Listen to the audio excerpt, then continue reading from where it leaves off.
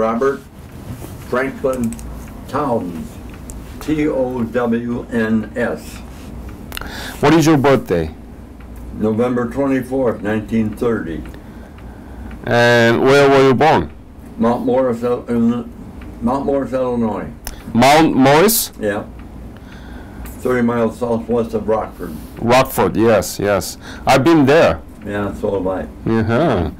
So tell me about your family background when you were growing up. Your parents and your siblings. We moved from Illinois to Wisconsin when I was 14 years old. I came to Neenah, Wisconsin the day before school started. Mount Morris was a small town, 2,500 people. Going into a big city like Neenah, which was big compared to where I was. It took me the whole morning to find my first class, the first day. Yeah. Well, that was rather traumatic, to say the least. Walking around and looking for all them rooms. Now that's not even a high school anymore. There's a new one. Mm-hmm. And so when did you graduate? What high school? 1948. What high school? Neenah High School. Neenah High School. It's an unusual name, Neenah. Indian name. N-I-N-A, right? N-E-E-N-A-H. Oh, I'm sorry. Good that I asked you. Yeah. Neenah High School. And did you learn anything about Korea in the school? No, not a thing. Except geography and know where things were in the world. But as far as anything about the country itself, no. Nothing you knew about it? Not a thing. Uh-huh. And after graduation, what did you do? I went in the Air Force 2 years later. But until then, what did you do? Well, I sold some things. So you were in sales business? Mm-hmm. Aha. Yeah. Very good. And when did you join the Air Force? 1950. When? What month? December. December. And you knew that Korean War broke out, right? It hadn't broke out yet then. No, 1950. Yeah. The Korean War broke out June 25th of 1950. Yeah. So you knew that Korean War I was there the first week of January. Got there on the 1st and then nothing to do. I thought this was going to be a SNAP basic training. Turned out on the 2nd that it wasn't a SNAP. Where did you get the basic training? San Antonio, Lackland Air Force Base. What was your, how was it? It wasn't bad. I thought it was terrible to start with, but I got used to it. And after that, what did you do? Yeah, I went to Keesler Air Force Base for radio operator training. Mm-hmm. Learning Morse code was the big part of it. Can you do it now too? Oh yeah. Da da da da da da da da. What was your favorite Morse code? 20 words a minute. 20 words a minute. Yeah. Is That's very fast. Is that very fast? Mm-hmm. Uh-huh. 30 words a minute is beyond me. Beyond you. Yeah. Uh-huh. I So can pick out a letter here and there, or pick out a word here and there, but as far as being able to copy it, no. so Not at 30 words a minute, no. so mostly what was the contents of your Morse code, I mean the communication? What kind of communication did you Well, we had to learn principles of radio, which was electronic, which is where I got my electronic start. Uh-huh. I was a ham radio operator for 35 years, or 40, something like that. So after the training as a radio operator, where did you go?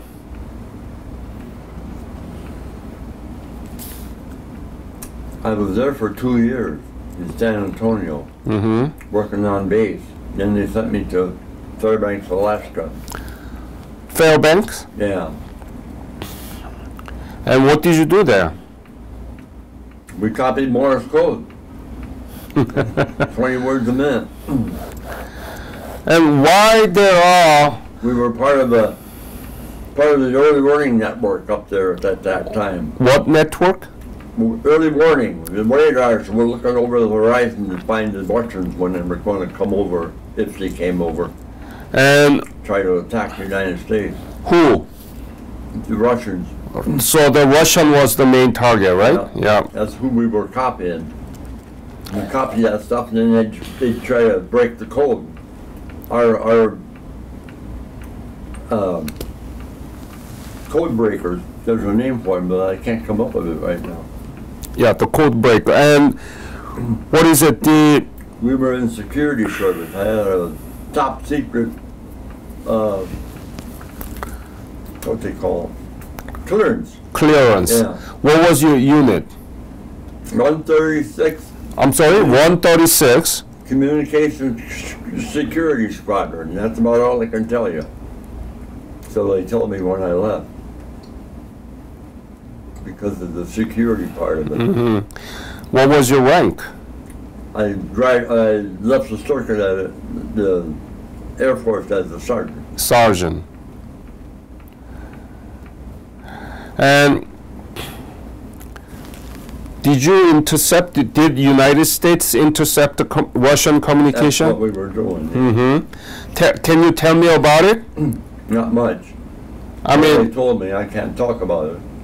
but it's already antique story, you It know. is, but I'm not supposed to speak of it. Okay. To speak of. Yeah. So what kind of conversation did you pick up? Well, it was all 5 other code groups. It was all coded. All coded. The crypto guys, that's what I was trying to think of. The Trip. cryptography guys would take it and try to break the code. So Was- they could tell what the Russians were saying. Were their cryptography technology was advanced? It was pretty good. Pretty good. Yeah. Can you say that better than U.S. or what can you say about it? I don't know You don't know. how good they were versus how good we were. There would have been no way to know what they were doing. But your function, your mission was not to intercept, but you did. Yeah, that's what we did. We intercepted their transmissions. Oh, you yourself did intercept too? Yeah. Ah, Yeah, that's all we did. We intercepted the Russian communication. Write it down. There were 4 more characters in the Russian language than there was in ours. So when we got out of radio school, they sent us to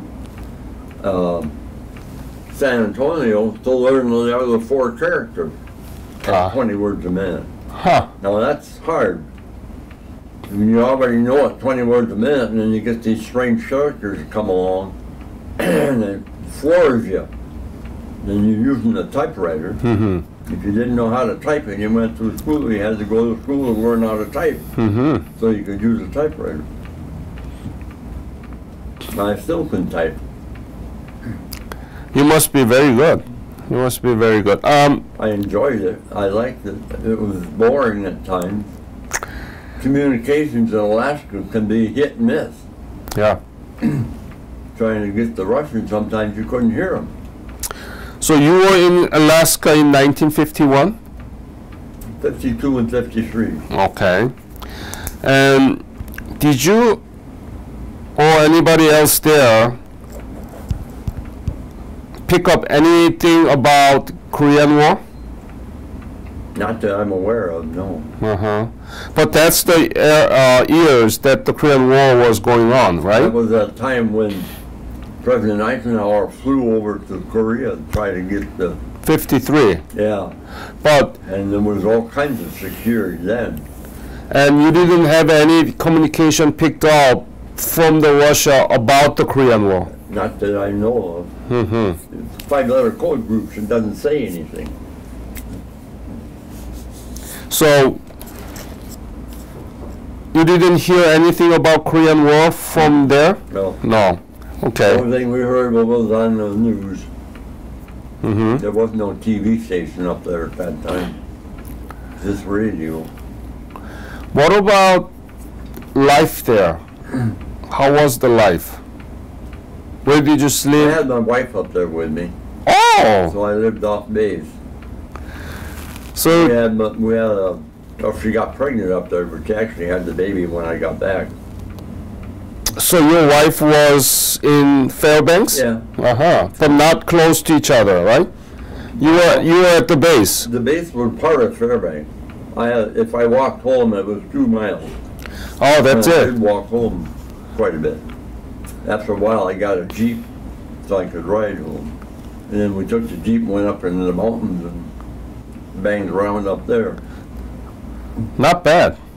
There was only 2 ways you could go. You could go out of Alaska, or you could go up the Steeds Highway to Right. Circle City, and that was as far as you could go. Circle City was right on the Arctic Circle. But you were not yourself alone. You had a home, right? Yeah. Very good. I go back and forth. What was your rank? Sergeant. Oh, you were sergeant. So how much were you paid for that job? Somewhere around $90 a month. That's it. That was it. How? We got overseas pay when we were in Alaska, because it was still it wasn't a state then yet. How much was that? Overseas About pay? $130, something like that. Another $130? Yeah. That's Everything actually. cost a lot up there. Gallon of milk was $1. So Then, that was bigger than your regular salary, right? yeah, that was in addition to what we got for being a sergeant. Did you pay for your home or did We paid military? rent for a room, How much was it? $100 a month. That's quite expensive. Wasn't bad. But you just made $220 and you Yeah. spent half of it for rent. Mm-hmm. And The other part went for food. right, We had to buy our own food. you have to. Yeah, we could go to the base PX. dining room and eat in the morning when we were on 11 to 7 shift. We could eat breakfast. How much was the hamburger at the time in your 50 cents. 50 cents? Yeah. That was high. Back here was about 15 cents. Oh. So in the state it was a 15 cents, Yeah. but there in the Fairbanks it was 50 cents. Oh boy. They should have paid you more. I think so. Yeah. But we got by. We didn't save any money, but we got by. Did you get GI Bill? I didn't use it, but You I didn't? had it, Okay. How was, okay, so you had your own room, right? One room? Yeah, it was a big room. Okay. I had my son. My son was born in San Antonio, in fact. Oh, you had already child? Mm-hmm. Okay. Yeah. My oldest son, Uh-huh. who's now retired and living in Florida. Dirty rat. Okay. So, when were you discharged? 1953, October. And what did you do? I came home and I went to work in a paper mill. I went from the paper mill to a police department in Neenah. After that, did you hear anything about the Korean War? Were you? Well, when I was come back, we listened to it, listened about it. I've seen a number of movies about it. What movie? Oh, I don't remember the name. Okay. But everybody's seen MASH. MASH, That was yes. in Korea. And what were you thinking that many people were in Korea and you were in Alaska? Yeah. Yeah. In Alaska, we had Eskimo. We call them Khrushchevs. Uh-huh. Bad name. That name. Yeah. Yeah. There were some of them in Fairbanks, but mostly they lived out in the boonies. The Chena River run right through Fairbanks. Big river. Have you? Well, 100 feet wide and deep. We went out to Chena one time with a boat. We had a motor on it to go trout fishing. We caught 60 trout Wow. from 4 o'clock in the afternoon till midnight. It was 60 of night them? long- It was day all night long. You didn't have to stop fishing at dark. Do you eat those? Oh yeah, we ate them. You like fish? You like fish? Yeah, Okay. we fried them. Okay. What about the Korean War? What do you know about the modern Korea right now? Do you know anything about modern Korea? Korean economy, Korean democracy? Well, yeah, I know that. I know that North Korea is a dictatorship, Yeah. and they're not doing well. And South Korea is booming. What do you know about the Korean economy? Do you know any Korean products? You know, I probably got some at home. Right, probably, right? Yeah. I know I got Japanese stuff at home and Chinese. All over. And what do you think about the legacy of the Korean War? Why is it important? Keeps the spread of communism down. That was the big reason why. Mm-hmm. I think they should have kept on going when they got to the border, when we pushed them back to the Yazoo. Yeah. Should have done the job instead of quitting. Yeah. Same thing in Vietnam. Many veterans told me today that we should have, The whole thing. yeah, whole thing. Yeah. Do you agree with that? Rebecca West, Yep. please call store deck 4. Rebecca West, please call store deck They 4. shouldn't have piddled around with them. They should have just bombed the heck out of Hanoi right off the bat. Not wait for them to get a whole lot of interceptors in there, rockets and stuff. Why step it up like that? Why don't you do it right away? And win the thing right away. And could have too. Instead of hit them with everything we had. That was Johnson's fault. Mm-hmm. So, have you been back to Korea? No. No. So, I haven't been back to Alaska either, although I'd like to go. 'Cause some of the fishing up there is out of this world. you should go. You should go. Too late. I'm too old for that now. You are 88, right? 86. 86, I'm sorry. Yeah. No. You born in 1930, right? Yeah. So, you are 87. I'll be 87 in November. Oh, that's right. The end of the year is my birthday. My apology. It's all right. So, you know that in our classroom, we don't teach much about the Korean War. I imagine not.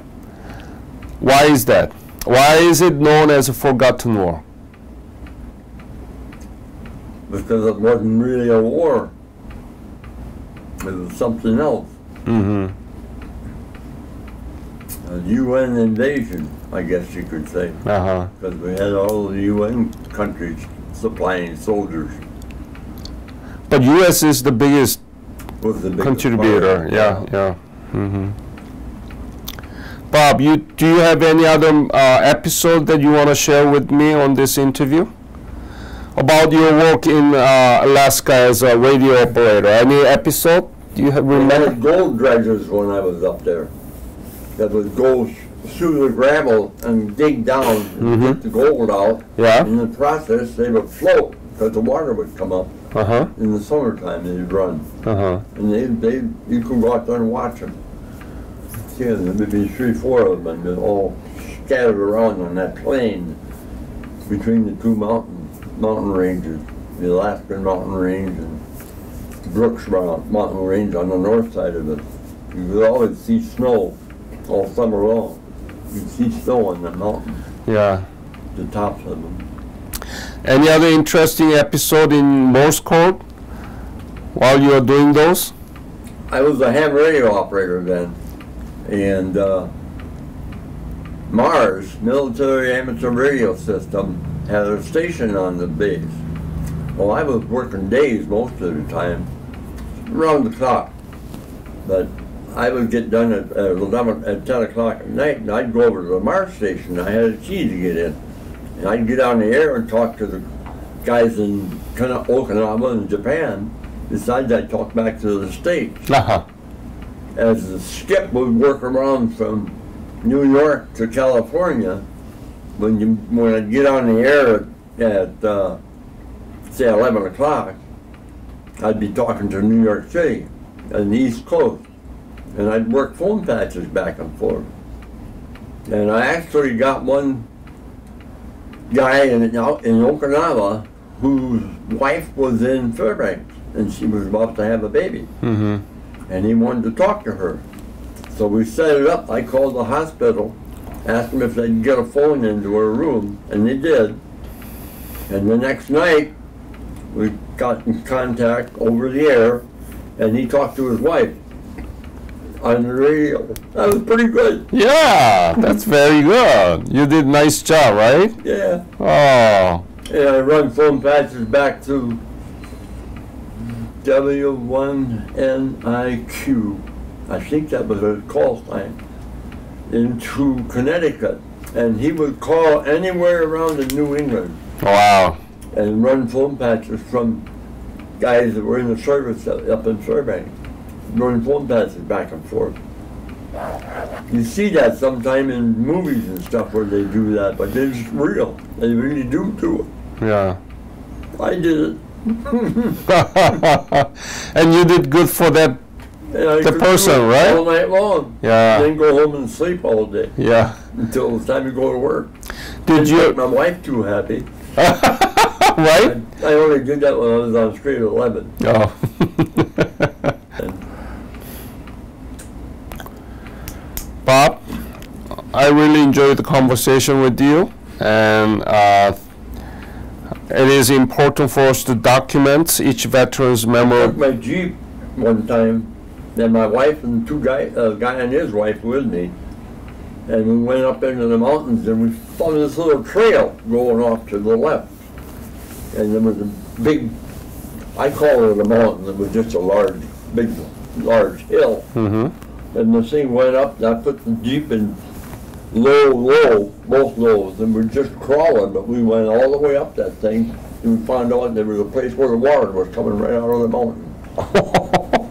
And there was an old beat up boiler up there that they had thrown in somehow.